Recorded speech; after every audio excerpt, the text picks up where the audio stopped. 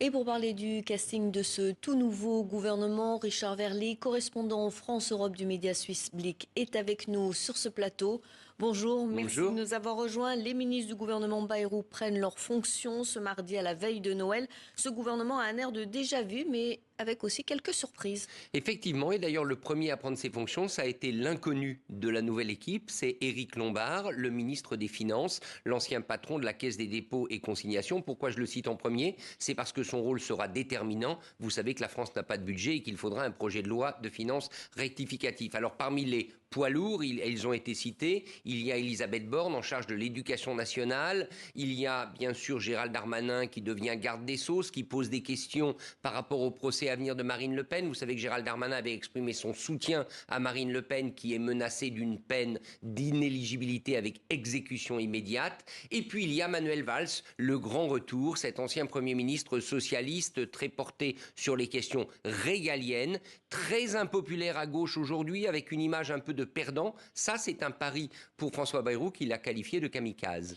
François Bayrou est persuadé que son gouvernement ne sera pas censuré. Pourtant, on se dirige déjà vers une censure de la gauche. Alors pour la gauche, c'est clair, la gauche vient d'être giflée, puisque non seulement la France insoumise a toujours campé sur sa position et a dit qu'elle censurerait le gouvernement, mais la gauche, disons, modérée, socialiste, écologiste, ils avaient même accepté de parler avec Emmanuel Macron, de parler avec François Bayrou. Résultat, rien du tout. Il y a Manuel Valls, je l'ai dit, il y a François Rebsamen, l'ancien maire socialiste de Dijon, qui sera en charge des collectivités territoriales, mais lui était numéro 2 du PS il y a 20 ans. Vous imaginez, depuis le PS a beaucoup changé. Donc il y a de la colère, même du côté d'un député socialiste comme Jérôme Guedj, il a exprimé son désarroi dans un tweet.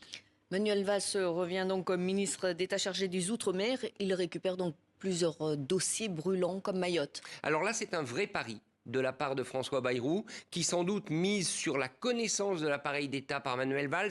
C'est un homme efficace, Manuel Valls. Il a une très mauvaise image. Vous vous souvenez de son départ en Catalogne, avorté. Il est revenu sans avoir réussi à conquérir la mairie de Barcelone. Bref, mais par contre, c'est un homme à poigne. C'est un homme qui connaît l'État. Alors, est-ce que ça peut marcher ? En Outre-mer, il y a deux défis. Il y en a un qui est humanitaire, c'est Mayotte, c'est un défi de grande ampleur. On voit qu'il y a des problèmes dans l'acheminement de l'aide après le passage de l'ouragan Chido.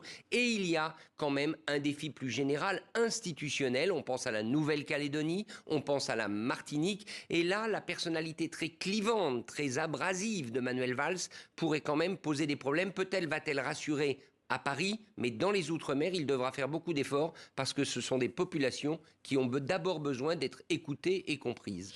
Merci beaucoup Richard Verly pour votre décryptage de ce tout nouveau gouvernement français.